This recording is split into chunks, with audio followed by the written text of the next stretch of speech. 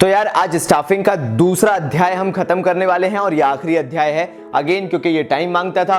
तो यार quality purpose से कॉमर्स बाबा को इसको टाइम देना तो था ही था।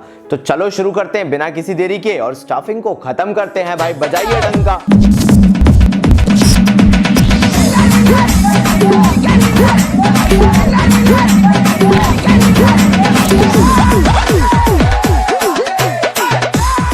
अब अपन एंटर हो रहे हैं बाबा जी की बूटी #3 के अंदर और इसमें अपन पता है क्या करेंगे। सबसे पहले करेंगे सोर्सेज ऑफ रिक्रूटमेंट, इंटरनल और एक्सटर्नल है। कुछ ज़्यादा डिटेलिंग नहीं है, जल्दी जल्दी निपटाएंगे, ख़त्म करते हैं। और मैं इसके अंदर टाइम टू टाइम बताता रहूँगा कि केस स्टडीज़ किससे आएंगी, वो चीज़ ध्यान रखना, क्योंकि वही चीज़ है इसके अंदर जो अधिकतर लोग पढ़ते तो हैं लेकिन मिस कर जाते हैं। शुरू करते हैं। तो भाई एक्सटर्नल सोर्सेज और इंटरनल सोर्सेज में अंतर क्या है? इंटरनल का मतलब होता है जब विद इन द ऑर्गेनाइजेशन किसी पर्सन को अपॉइंट कर लिया जाए, अब वो सेम पोजीशन पे हो या फिर लोअर पोजीशन पे। और एक्सटर्नल में हम बिल्कुल फ्रेश टैलेंट ढूंढने के लिए बाहर निकलते हैं। तो पहले इंटरनल सोर्सेज में, इंटरनल में बोला गया पहली चीज तो है प्रमोशन। आप कर दो प्रमोशन, एक लोअर लेवल के एम्प्लॉय को उठा के डाल दो ऊपर वाले लेवल पे, क्योंकि वो पोटेंशियल है उसमें, वो कंपिटेंट एम्प्लॉय है, वो अच्छा काम कर रहा था और ऊपर उसको प्रमोशन मिलना चाहिए था। सालों से भक्त था उस कंपनी का, सालों से काम कर रहा था, तो भाई प्रमोशन उसका बनता है। आप उसको प्रमोट कर दो भाई, उसको कंपनी में हायर पोजीशन दे दो, बहुत अच्छी बात है। सेकंड आता है ट्रांसफर। अब वो बच्चे यार, मतलब मैं उन 12th के बच्चों से भी रिलेट कर सकता हूँ बिकॉज उनकी लाइफ, अब स्कूल लाइफ खत्म है, लेकिन उन्होंने एक सीजन देखा है पूरा। 2-3 साल किसी एक पर्टिकुलर सिटी में पढ़ना, फिर 2-3 साल के लिए किसी और सिटी में निकल जाना, या फिर उसके बाद कहीं और। मतलब उन्होंने अपनी स्कूल लाइफ में 3 से 4 स्कूल स्विच कर लिए होते हैं, इवन इतना हो जाता है उनका। और वो क्यों होता है? क्योंकि उनके पिताजी के या माता जी का ट्रांसफर होता रहता है जो भी जॉब में है, और वो बहुत फ्रीक्वेंटली होता है। नाउ ट्रांसफर जो होता है, either it will be on the same position और एट अ हायर लेवल। या तो सेम पोजीशन पे ट्रांसफर हो जाएगा बिकॉज दूसरी ब्रांच में ज्यादा जरूरत है, या उससे ऊपर वाली पोजीशन पे भी ट्रांसफर किया जा सकता है रिगार्डिंग द केस, जैसा भी हो, मतलब उसके हिसाब से देखा जाता है। So that is the kind of a transfer thing. Now वो तो हो गया, उससे इतना ज्यादा पूछा नहीं जाता केस स्टडीज के बारे में, तो अपन इतना ध्यान भी नहीं देंगे। अपन आते हैं एक्सटर्नल सोर्सेज ऑफ रिक्रूटमेंट में। जैसे पहला आता है आपका डायरेक्ट रिक्रूटमेंट। अब डायरेक्ट रिक्रूटमेंट में होता क्या है, उससे ज्यादा जानने की जरूरत है आपको कि ये होता किन के लिए है।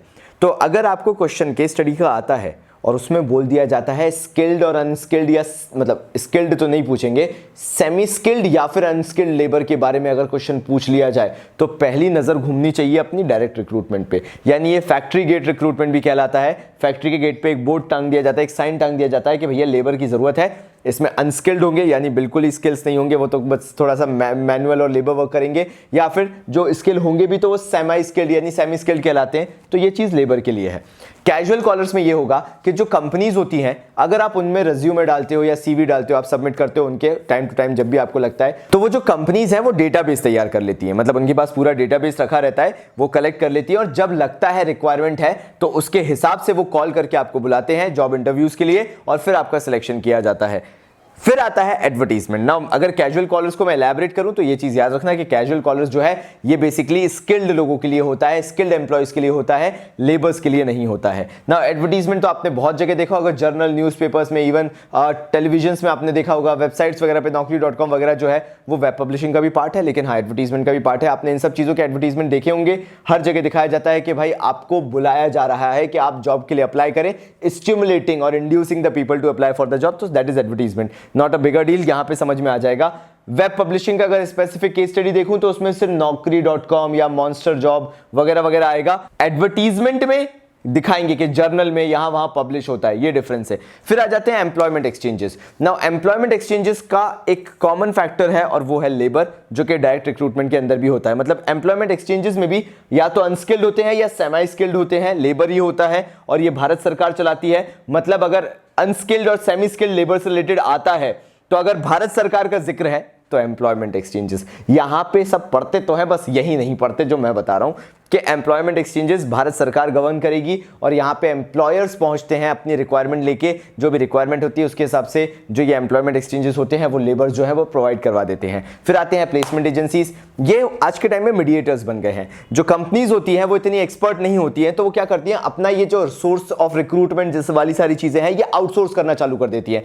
मतलब वो क्या करती है, वो इन एजेंसीज को काम दे देती है और वही रिक्रूट करके सिलेक्ट करके अपॉइंट करते हैं जो भी एम्प्लॉयज होते हैं। नाउ इसके लिए आपको याद रखना रखना जरूरी है कि ये specifically, I don't know about all these, लेकिन मैं इसके लिए बहुत प्रिसाइज हूं कि ये मिडिल लेवल की भी बात करेगा और टॉप लेवल की भी। तो कभी अगर क्वेश्चन आता है मिडिल और टॉप लेवल को लेके, हाई प्रायोरिटी इसको देना, क्योंकि वो इससे रिलेटेड केस स्टडी होगी अगर मिडिल और टॉप लेवल से रिलेटेड आता है सोर्सेज ऑफ रिक्रूटमेंट। फिर आता है कैंपस रिक्रूटमेंट। कैंपस रिक्रूटमेंट हम सब जानते हैं, ज्यादा डिटेल में मैं नहीं जाऊंगा। कैंपस रिक्रूटमेंट का मतलब होता है कॉलेजेस में जाके वहां से फ्रेश टैलेंट को हायर करना। फिर आ जाते हैं web publishing, naukri.com, monster job वगैरह हो गया, तो ये भी आप जानते हो, मैं इसके बारे में भी कुछ डिटेलिंग नहीं दूंगा। हाँ, वेबसाइट्स पे जो भी आप जहां पे भी रिज्यूमे अपना सबमिट कर सकते हो। कई बार आज के टाइम पे तो कंपनीज भी जो हैं वो ऑफर कर रही हैं कि वहां पे जाके भी आप रिज्यूमे या सीवी सबमिट करो, तो वो आपका वेब पब्लिशिंग कहलाता है। Then comes is labour contractor. यार वो लेबर कॉन्ट्रैक्टर्स जो होते हैं, ये होते हैं बेसिकली ठेकेदार जिन्हें हम बोलते हैं, ये लेबर प्रोवाइड करवा देते हैं आपको, तो आप लेबर कॉन्ट्रैक्टर्स को भी कॉन्टैक्ट कर सकते हो अगर आपको अगेन अनस्किल्ड या सेमी स्किल्ड लेबर चाहिए होता है। यहाँ पे भी पता चल जाएगी, केस स्टडी बिल्कुल यूनिक ही आएगी। और फाइनली रिकमेंडेशंस, जो एग्जिस्टिंग एम्प्लॉयज होते हैं उनसे भी रिकमेंडेशंस मांगे जाते हैं कि भैया जी आप बताइए कि किसको हम अपॉइंट कर लें, ये ऐसी ऐसी फलाना फलाना पोस्ट खाली है, तो ये रिकमेंडेशंस का पार्ट हो जाता है। आप इतना नोट करो, फिर मैं आता हूं, फिर अपन आगे का डिस्कशन करते हैं भाई जल्दी से।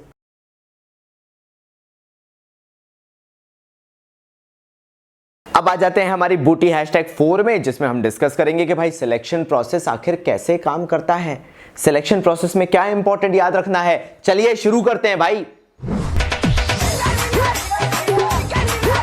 तो सबसे पहले होती है छटाई, जिसे बोला जाता है प्रिलिमिनरी स्क्रीनिंग। इसमें क्या किया जाएगा, जो क्वालिफिकेशन रिक्रूटमेंट के थ्रू आए ना, जो क्वालिफाई नहीं कर पा रहे हैं या जिनकी क्वालिफिकेशन सफिशिएंट नहीं है, वो पहली ही स्क्रीनिंग में हटा दिए जाते हैं, रिजेक्ट कर दिए जाते हैं। बस प्रिलिमिनरी स्क्रीनिंग का मतलब है जो कि क्वालिफाइड नहीं है उनको भगा दो, भगा दो, बस लात मत मारो बेचारों को। बेचारे चाहते हैं कि एक जॉब मिल जाए, तो प्लीज बेचारों को बस भगा दो, बोलो कि भाई आपके लिए जॉब नहीं है। फिर सेकंड पे आते हैं सिलेक्शन टेस्ट। अब यार ये होता है सिलेक्शन टेस्ट के अंदर कि जैसा काम वैसा टेस्ट, उस हिसाब से टेस्ट लिया जाता है। और इसलिए आज के टाइम पे आप इवन कॉलेजेस में भी देखते हो कि कितने तरह के टेस्ट होते हैं, एप्टीट्यूड टेस्ट वगैरह जो होता है, ये सारी चीजें, ग्रुप डिस्कशंस वगैरह जो होते हैं, डिबेट होता है, ये सारी चीजों को इनकलकेट इसलिए किया जा रहा है क्योंकि अब हायर लेवल पे अगर जाके देखा जाए तो ऑब्वियसली इस तरह के टेस्ट आपको देने पड़ते हैं। तो सबसे पहले आता है इंटेलिजेंस टेस्ट। तो इंटेलिजेंस टेस्ट का मतलब हुआ इंटेलिजेंस कोटिएंट यानी IQ टेस्ट करना।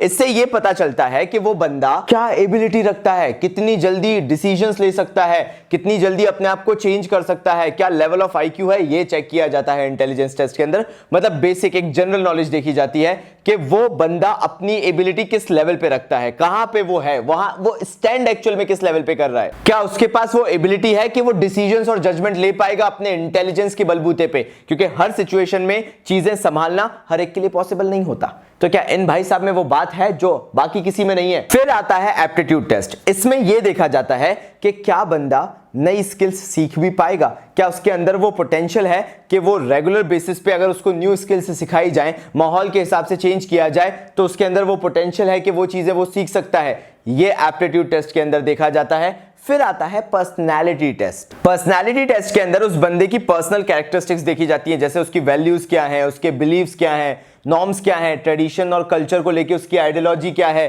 क्या वो दूसरों के साथ गेट अलोंग हो भी पाता है या नहीं, किस तरह से वो सोशल है लोगों के साथ, एक इमेज बिल्डअप वो कैसी कर रहा है। सो पर्सनालिटी टेस्ट के अंदर बेसिकली ये देखा जाएगा कि एज अ कंपनी जो हम सोचते हैं, जो हमारी आइडियोलॉजी है, क्या वो उस तरह का बंदा है। क्योंकि दो तरह के लोग होते हैं, एक फ्लेक्सिबल होते हैं और एक फिक्स्ड होते हैं। फिक्स्ड मतलब अड़ गए तो अड़ गए, ठेठ वाली बात है, तो वो लोग कुछ कंपनीज में मूव अलोंग नहीं हो पाते, और जो फ्लेक्सिबल होते हैं वो हो जाते हैं। तो ये नहीं बोला गया भाई कि तुम तो बिल्कुल ही फ्लेक्सिबल रहो। फ्लेक्सिबल का मतलब होता है यू कैन अडेप्ट चेंजेस। अगर चेंजेस आते हैं तो आप उनको अडेप्ट कर सकते हो, लेकर आ सकते हो, जबरदस्ती नहीं है, लेकिन हाँ कर सकते हो। That is what personality test is. देखा जाता है कि आप शाहरुख खान, आमिर खान तो नहीं निकलोगे कहीं पे, मतलब ऐसा तो नहीं है कि जॉन अब्राहम जैसे काम करते करते कहीं पे बड़े बन जाए, तो मतलब ऐसा नहीं है। बेसिकली ये देखा जाता है as a human being how you are, बस खत्म। फिर आता है ट्रेड टेस्ट। अब इसमें उसकी एक्चुअल स्किल्स देखी जाती है, प्रोफिशिएंसी देखी जाती है, लेवल देखा जाता है, उसके होल्ड देखी, कमांड देखी जाती है, उसके एक्चुअल जॉब में जो जॉब डिस्क्रिप्शन है उसके हिसाब से देखा जाता है कि भाई आपने जो लिखा है वो इतना आता भी है या नहीं। और फिर finally interest test. You know interest test को हमारे भारत में बड़ा लाइटली लिया जाता है। मतलब अगर कोई हमसे पूछे ना कि इंटरेस्ट क्या है, वॉचिंग टीवी, स्लीपिंग, और उसके बाद प्लेइंग क्रिकेट। क्रिकेट तो भाई मतलब हमारे भारत में तो बहुत ही बड़ी चीज़ है। फुटबॉल आजकल नया चल गया है, तो प्लेइंग क्रिकेट और फुटबॉल भाई ये नहीं होता आपका इंटरेस्ट होता है जहाँ पे आपको कुछ करने में बहुत ही यूनिक मज़ा आता है। स्लीपिंग कुछ बहुत ही बड़ी चीज़ हो जाती है कि आजकल भाई। तो इंटरेस्ट टेस्ट के अंदर ये देखती है कंपनी कि आप और क्या चीज़ों में पार्टिसिपेट करना पसंद करोगे, आपको और क्या करना अच्छा लगेगा, सो दैट वो जो कंपनी है उस चीज़ को ध्यान में रख के आपके लिए कुछ टास्क असाइन कर सके आगे फ्यूचर में, या आपको कुछ जॉब असाइन कर सके जिसमें आपको भी करने में मज़ा आए और उन्हें भी लगे कि आप पार्टिसिपेटिव तो हो एटलीस्ट। जैसे ही यहाँ पे आप खत्म होगे सारे टेस्ट दे दा के, अब आपका इंटरव्यू होगा। अब एक पैनल बैठेगा जो आपका एक तरीके से इंटरव्यू लेगा और उसके अंदर बहुत सारे आपसे क्वेश्चन राउंड्स किए जाएंगे, क्वेश्चन आंसर राउंड रहेंगे, जिसके अंदर आपसे बहुत सारी चीजें related to your job, related to your personality, everything वो आपसे पूछा जाएगा। अगर वो सेटिस्फाई होते हैं तब आपका रेफरेंस और बैकग्राउंड चेक किया जाएगा। रेफरेंस मतलब आपने नीचे अपने सीवी में कुछ रेफरेंसेस दिए होंगे कि आप इनसे मेरे बारे में पूछ सकते हैं, तो उनसे पूछा जाएगा। बैकग्राउंड यानी हिस्ट्री देखी जाएगी कि आपने प्रीवियसली कहां कहां काम किया है, सो दैट कहीं पे ऐसा तो नहीं हुआ है कि आप भगोड़े घोषित कर दिए गए हो और यहां पे आके छुप गए हो। समझ रहे हो ना? सीरियस, किसी इंसान का कोई भरोसा नहीं है आज के टाइम पे। फाइनली फिर सिलेक्शन डिसीजन किया जाता है कि इस बंदे को रखा जाए या ना रखा जाए। अगर ऑल पॉजिटिव वाइब्स हैं, एवरीथिंग गुड वाली चीज है, बंदा मस्त है, तो रख लोगे, वरना फिर हो सकता है, समझ ही गए होगे। फिर आपका मेडिकल एग्जामिनेशन होता है। ऐसा नहीं है कि आप रोज, अब स्कूल तो है नहीं कि एप्लीकेशन लगा दी please grant me leave for 2 days 5 days 3000 days कि भाई हमें तो बुखार है, हमें तो जुकाम है। आप ऐसा जॉब पे नहीं कर सकते हो। और अगर आपको ऐसा लगता है कि जॉब आपके लिए नहीं बनी है, प्लीज बी एन एंटरप्रेन्योर, क्योंकि जॉब में when it comes to taking leaves वो बहुत मुश्किल हो जाता है आपके लिए। फाइनली जैसे ही आपका मेडिकल एग्जामिनेशन, सब तंदुरुस्त, चौड़ा, अच्छा पहलवान पठान है, तो आपको भाई जॉब ऑफर कर दिया जाएगा। जॉब ऑफर हो गया जैसे ही आपका कॉन्ट्रैक्ट बना दिया जाएगा एम्प्लॉयमेंट का, जिसमें लिखा होगा सारी टर्म्स एंड कंडीशन, पे स्केल क्या होगी, सब कुछ ये हाथ में आ गया। घर वालों को दिखाओ, मिठाई बांटो, काहे को बैठे हुए हैं यहाँ पे, जाके मिठाई बांटो भाई, बंदा सिलेक्ट हो गया है, जॉब लगी है बंदे की, तुम बैठे हुए हो यहाँ पे यार।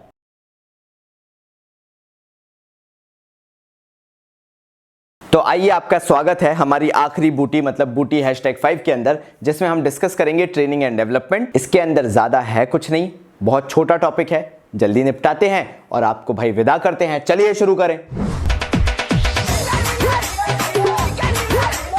तो भाई ट्रेनिंग की बात की जाए तो 2 प्रकार की ट्रेनिंग होती है, डेवलपमेंट बाद में बात करेंगे। तो ट्रेनिंग 2 प्रकार की हुई, एक हो गई on the job. On the job का मतलब होता है भाई training while doing the job, और एक होती है ऑफ द जॉब, मतलब यार training before doing the job. आप पहले सीख लो, फिर करना, पता चला मशीन उठा के कोई भी बटन दबा दिया, मशीन 4 भागों में विभाजित हो गई, आपकी जॉब पे खतरा आ गया। तो ऐसा नहीं करना है, पहले आराम से ट्रेन हो जाओ, पता कर लो कौन सा स्विच पकड़ना है, कौन सा छूना भी नहीं है, उसके बाद आप काम करना चालू करेंगे। यू अंडरस्टैंड और नॉट? ठीक है, तो अब ध्यान से देखिए कि कौन कौन से मेथड्स होते हैं ट्रेनिंग के। तो पहले तरह की ट्रेनिंग होती है भाई इंडक्शन ट्रेनिंग और ओरिएंटेशन ट्रेनिंग। इसमें क्या होता है, आपको ले जाया जाता है, आपको चेहरे पे एक बहुत अच्छी मुस्कान रखनी पड़ती है और आप उस मुस्कान के साथ लोगों से मिलते हैं। ये शर्मा जी, ये वर्मा जी, उनके पिताजी, उनके फूफा जी, ऐसे सबसे आपको मिलवाया जाता है और आप मिलते हुए उनसे एक तरीके का फैमिलियर एनवायरनमेंट बना लेते हैं। यहाँ पे कैंटीन है, यहाँ पे बाथरूम है, मतलब सब चीजें बताई जाती हैं उसके अंदर। तो ये बेसिक ट्रेनिंग को बोला जाता है इंडक्शन या orientation, basically making familiar individual जो है। तो मे बी ये घंटों चल सकती है, कुछ दिन तक चल सकती है। अगर ऑर्गेनाइजेशन बहुत बड़ी है तो सबसे मिलाने में टाइम लगता है। ऐसा नहीं कि पहले दिन, मतलब 2-4 लोगों से बात कर लो। एक तो अपने चपरासी भाई साहब हो गए, दूसरे हो गए फोटोकॉपी वाले ताकि पैसा ना मांगे, फोटोकॉपी निकालते हो, तीसरा कैंटीन वाला ताकि समोसा तुम्हें ढंग का दे। बाकी सारी चीजें दूसरों से बाद में बात करते ना, शर्मा जी, वर्मा जी बाद में भी दोस्त बन जाएंगे। इन 3 लोगों को मत छोड़ना इंडक्शन ट्रेनिंग के अंदर, अगर तुम्हारी जॉब लग जाए तो। समझ गए ना भाई? फिर नेक्स्ट आता है वेस्टिब्यूल ट्रेनिंग। इसको बोला जाता है मास्टर शेफ ऑस्ट्रेलिया या मास्टर शेफ इंडिया, जो भी होता हो भाई। वेस्टिब्यूल ट्रेनिंग, उसको देख के मुझे वही दिखता है, क्योंकि वहां पे दिखाया जाता है किचन जैसा एनवायरनमेंट बनाया जाता है, लेकिन वो एक्चुअल किचन होता नहीं है।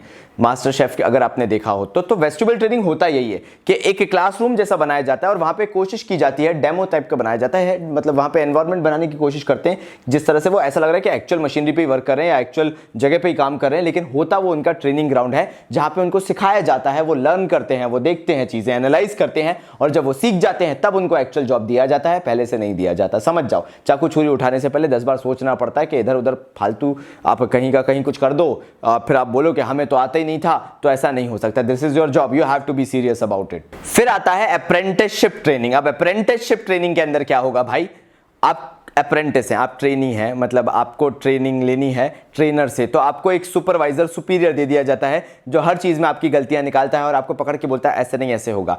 ये जो टाइम होता है ये वेरी कर सकता है 2 से लेकर 5 साल तक। और जो स्किल्ड लोग होते हैं, प्लम्बर हो गया, कारपेंटर हो गया, आर्टिशियन हो गए, इनके लिए ये ट्रेनिंग होती है जिसमें आप एक लंबे पीरियड तक चीज़ें सीखते हो, 2 से 5 साल के बीच तक। और उसके लिए आपको एक बेसिक रेम्यूनरेशन पे की जाती है, कुछ खास ज़्यादा नहीं पे किया जाता, because you are at a learning stage, आप चीज़ें लर्न कर रहे हो। तो इसमें आप रहकर सीख सकते हो। अप्रेंटिसशिप ट्रेनिंग के अंदर you are the apprentice and the other one is saucer, मतलब भाई वो बंदा है ज्ञानी महात्मा परमात्मा, आप बस सीखने के लिए वहां पे हो। आप फ्रेशर होते हो, ये ट्रेनिंग आपको तभी करवाई जाती है क्योंकि अगर आप बहुत साल का एक्सपीरियंस लेके आए हो तो ऑब्वियसली ये ट्रेनिंग आपके लिए नहीं है, वो उन्हीं के लिए होती है जो बिल्कुल ही नए नए हैं, बिल्कुल ही अभी तक सिर्फ थ्योरेटिकल नॉलेज है, प्रैक्टिकल कुछ भी नहीं आता, तो उनके लिए करवाई जाती है, अदरवाइज नहीं। और लास्ट होती है भाई इंटर्नशिप। इंटर्नशिप के अंदर कुछ नहीं होता, जो इंस्टीट्यूट्स होते हैं, प्रोफेशनल इंस्टीट्यूट्स, वो बड़े बड़े बिजनेस हाउसेस के साथ टाई अप करके रखते हैं, आपको वहां एज एन इंटर्न भेजा जाता है, फ्रेशर भेजा जाता है, आपको ट्रेन किया जाता है, अगेन आपको वही नॉमिनल पैसा मिलता है। अप्रेंटिसशिप में ये होता है कि वहां पे प्लम्बर्स, कारपेंटर्स वगैरह लोग काम करते हैं, इलेक्ट्रीशियंस वगैरह। इंटर्नशिप के अंदर आप प्रोफेशनलिज्म में आ जाते हो, CA, chartered accountants, company secretary, cost accountant, ऐसे लोग जो होते हैं वो जाके काम करते हैं भाई, वहां पे सीखते हैं, एज एन इंटर्न सीखते हैं। जब सीख जाते हैं तो फिर उनकी जॉब परमानेंट की जाती है, मतलब शुरुआत से नहीं होती, वो तो बस सीखने के मामले में जाते हैं कि हम सीख लें, जरा देख लें काम कैसे किया जाता है, पसंद आएगा तो ज्वाइन तो कर ही लेंगे। सो इंटर्नशिप एक टाइम पीरियड होता है जिस टाइम के लिए बंदा जाकर सीखता है how the professional things are being managed and done. भाई अब लास्ट में अगर मैं डेवलपमेंट की बात करूं आपसे, तो डेवलपमेंट का मतलब होता है it is a long process. पहली चीज़ तो डेवलपमेंट ये होता है कि जब एक इंडिविजुअल किसी ऑर्गेनाइजेशन में काम करता है तो काफ़ी लंबे वक्त तक काम करता है और उसमें वो काफ़ी सारी चीज़ें सीखता भी है, और इसी को नाम दिया गया डेवलपमेंट। डेवलपमेंट एक ऐसा प्रोसेस है जहाँ पे वो बंदा एक्सपीरियंस गेन करता है, एक एनवायरनमेंट सीखता है, एनवायरनमेंट देखता है और धीरे धीरे अपने स्किल्स को शार्पन करता है, सारी चीज़ें समझता है, सोचता है, जेन्युइनली वाइजली डिसीजन लेना सीखता है। ये सारी चीज़ें डेवलपमेंट प्रोसेस का पार्ट होती हैं। ये ट्रेनिंग से कभी नहीं आ सकता। ट्रेनिंग से आप उन चीज़ों को कन्वर्ट करना जानते हो, प्रैक्टिकलिटी में लेके आना जानते हो जो थ्योरी आपके पास थी, लेकिन जब बात आती है डेवलपमेंट की तो वो आपका एक्सपीरियंस बोलता है। तो development it will goes on, जब तक आप जॉब करोगे तब तक आपके साथ रहेगा। Training for a short period होती है, for even long period, but एक स्पेसिफिक पीरियड के लिए होती है, but development never ends, it keeps on going, it keeps on growing, जब तक आप बिजनेस के साथ एसोसिएटेड हो या अपनी जॉब के साथ एसोसिएटेड हो। तो एंड में अगर मैं बोलना चाहूं तो डेवलपमेंट एक ब्रॉडर स्कोप है in comparison to either training और एजुकेशन। अगर मैं बात करूं तो डेवलपमेंट को हमेशा वाइडर पर्सपेक्टिव में रख के देखना, हमेशा देखना कि ये डेवलपमेंट ऐसा है, मतलब ये दिख रहा, ये ऐसा मतलब बड़ा है। ट्रेनिंग इतना सा पार्ट है, डेवलपमेंट ऐसा है, मतलब अगर आप 40 साल काम करोगे ना तो 40 साल तक डेवलप होगे। ट्रेनिंग वो शुरुआत के 3-4 साल रहेगी, ये आपको याद रखने की जरूरत है। तो यार भाई जो एडवांटेजेस डिसएडवांटेजेस हैं बहुत ही नॉमिनल हैं, and I don't want to bore you, इसलिए मैंने उस चीज़ को बोला भी नहीं। जाके एक बार देख लेना जो एडवांटेजेस डिसएडवांटेजेस ट्रेनिंग वगैरह से रिलेटेड हैं, ज़्यादा कुछ ऐसा डिटेलिंग नहीं है उसके अंदर, तो मेक श्योर आप उसको एक बार जरूर रीड कर लो, ऐसा ना लगे कि बाबा जी ने उसको छुड़वा दिया है। तो भाई इतना खत्म, हम बहुत ही जल्दी एंड तक पहुंच रहे हैं और फिर मैं आपसे कुछ केस स्टडी से रिलेटेड डिस्कशन भी करने वाला हूं। तो जो आखिर तक आए हैं उनको मालूम है कि केस स्टडी का डिस्कशन होगा। You have to be patient, you have to be patient. Commerce Baba का 20 days pledge, it is one of the biggest revision series on YouTube. So make sure आप हर एक अपडेट लेके चल रहे हैं। सब्सक्राइब कर लेना, लाइक जरूर करना, बटन को फोड़ डालना। मिलते हैं अगले वीडियो में, तब तक के लिए बाबा जी की तरफ से।